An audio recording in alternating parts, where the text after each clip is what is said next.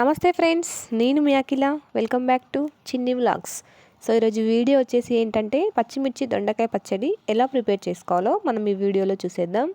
ఎప్పుడు చేయని వారు కూడా చాలా ఈజీగా టేస్టీగా ఎలా ప్రిపేర్ చేసుకోవాలో స్టెప్ బై స్టెప్ వీడియోలో చూపిస్తాను కాబట్టి వీడియోని ఎక్కడ స్కిప్ చేయకుండా ఎండ్ వరకు చూసేయండి. ముందుగా పచ్చడికి సరిపడ దొండకాయలని ఈ విధంగా కట్ చేసి పెట్టుకోవాలి. అదేవిధంగా కారానికి సరిపడ పచ్చిమిర్చి తీసుకోవాలి. ఒక చిన్న ఉల్లిపాయని విధంగా కట్ చేసుకోవాలి.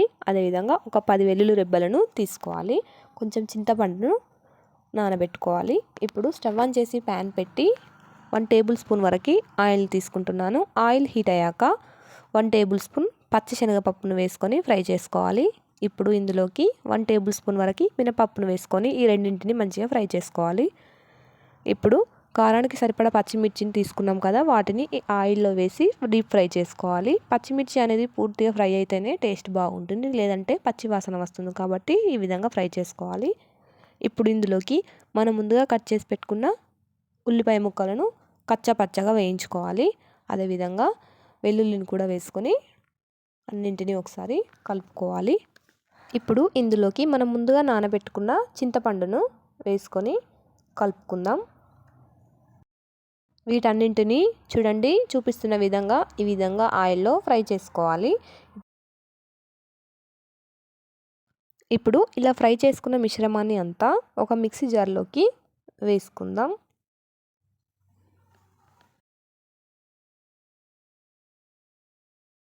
మిక్సీ జార్లో వేసుకున్న తర్వాత ఇందులోకి ఒక 1/2 టేబుల్ స్పూన్ వరకు జీలకర్రను వేసుకోవాలి. అదేవిధంగా 1 టేబుల్ స్పూన్ వరకు ఉప్పును వేసుకొని పక్కకు పెట్టుకుంటున్నాను. కాసేపు వీటిని చల్లారనిద్దాం. ఇప్పుడు స్టవ్ ఆన్ చేసి అదే ప్యాన్లో 1 టేబుల్ స్పూన్ వరకు ఆయిల్ని వేసుకుంటున్నాను. ఆయిల్ హీట్ అయ్యాక ఒక చిటికెడు పసుపును వేసుకుంటున్నాను. ఇప్పుడు ఇందులోకి మనం ముందుగా కట్ చేసి పెట్టుకున్న దొండకాయ ముక్కలను వేసుకుంటున్నాను.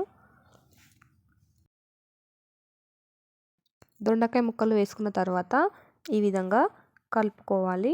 వీటిని ఆయిల్లో మంచిగా ఫ్రై కానివ్వాలి. స్టవ్ను మాత్రం లో ఫ్లేమ్లో అడ్జస్ట్ చేస్తూ మిక్స్ చేసుకోవాలి. ఇప్పుడు మూత పెట్టుకొని ఒక 5 నిమిషాల తర్వాత కలుపుకోవాలి. దొండకాయ అనేది పచ్చి వాసన రాకుండా ఉంటేనే టేస్ట్ బాగుంటుంది. కాబట్టి ఆయిల్లో పూర్తిగా ఫ్రై చేసుకోవాలి. చూడండి, ఈ విధంగా ఫ్రై చేసుకున్న తర్వాత స్టవ్ ఆఫ్ చేసుకొని కొంచెం కొత్తిమీర పుదీనా వేసుకొని ఈ విధంగా కలుపుతూ పూర్తిగా చల్లారనివ్వాలి. ఇప్పుడు మనం ముందుగా ప్రిపేర్ చేసి పెట్టుకున్న పచ్చిమిర్చి మిశ్రమం ఉంది కదా, దానిని ఈ విధంగా పేస్ట్ చేసుకోవాలి. ఇందులోకి మనం ముందుగా వేయించి చల్లార్చిన దొండకాయ ముక్కలను ఈ మిశ్రమంలోకి వేసుకోవాలి. ఇప్పుడు వీటన్నింటినీ గ్రైండ్ చేసుకుందాం. చూడండి, దొండకాయ పచ్చడి అనేది ఈ విధంగా వస్తుంది. ఇప్పుడు అంతా ఒకసారి మంచిగా కలుపుకొని సాల్ట్ని చెక్ చేసుకోవాలి. ఇప్పుడు పచ్చడిని పోపు పెట్టుకుందాం. స్టవ్ ఆన్ చేసి అదే ప్యాన్ పెట్టి అందులోకి 1 టేబుల్ స్పూన్ వరకు ఆయిల్ని వేసుకుంటున్నాను. ఇప్పుడు ఆయిల్ హీట్ అయ్యాక 1/2 టేబుల్ స్పూన్ వరకు ఆవాలు వేసుకోవాలి. ఆవాలు కొంచెం ఆయిల్లో ఫ్రై అయిన తర్వాత 1/2 టేబుల్ స్పూన్ వరకు జీలకర్రను వేసుకుంటున్నాను. ఇప్పుడు కొంచెం కొత్తిమీరను కూడా వేసుకుందాం.